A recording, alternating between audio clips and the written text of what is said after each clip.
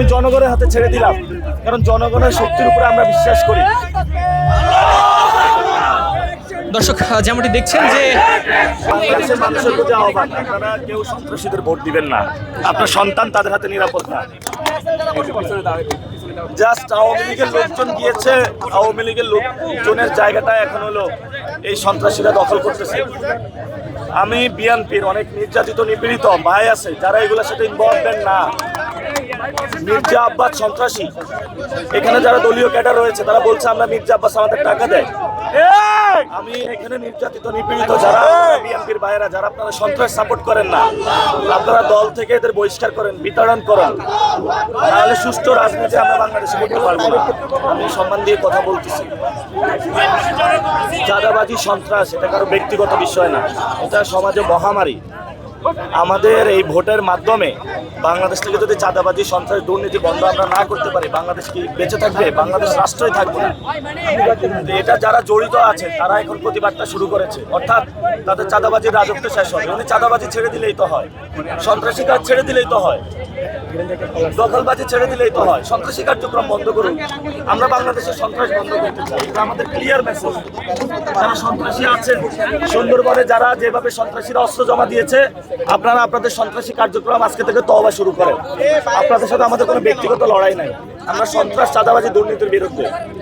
এখন ভাই আমার তো টাকা নাই, আমি তো এখানে অনেকগুলা লোক সন্ত্রাসী নিয়ে আসতে পারবো না, এটা মির্জা আব্বাস পারবে। আপনি তো আজকে দেখেছেন, বাস্তবে দেখেছেন, আপনারা আজকে সাংবাদিকদেরকে আঘাত করেছে, সাংবাদিকদেরকে ডিম মারে নাই, সাংবাদিকদেরকে আঘাত করেছে। সাংবাদিকরা নিরাপদ না। দুইটা পন্থা, হয়তো ভোটে তারা সন্ত্রাসকে বেছে নিবে, অথবা চাঁদাবাজকে বেছে নিবে, দখলদারকে বেছে নিবে, অথবা একজন সহজ দক্ষ যোগ্য যে দুর্নীতি সন্ত্রাস চাঁদাবাজির সাথে ইনভলভমেন্ট নাই তাকে বেছে নিবে। আমি জনগণের হাতে ছেড়ে দিলাম, কারণ জনগণের শক্তির উপরে আমরা বিশ্বাস করি। দর্শক যেমনটি দেখছেন যে নির্বাচনী প্রচারণা চালানোর জন্য নাসিরউদ্দিন পাটোয়ারী হাবিবুল্লাহ বাহার কলেজে এসেছিলেন এবং এখানে আসার পরে এখানে যে ছাত্রদল রয়েছে তাদের সাথে কিন্তু একটি বাঘ বিতণ্ডতা হয়েছিল এবং এখন দেখছেন যে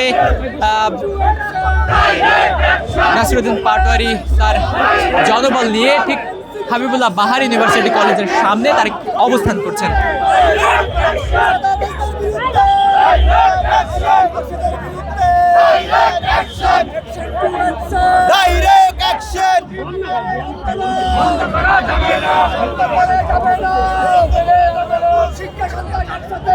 আমরা দেখেছি হাবিবুল্লাহ বাহার কলেজে প্রবেশ করার সময় শিক্ষার্থীরা কিন্তু বাধা প্রদান করেছিল এবং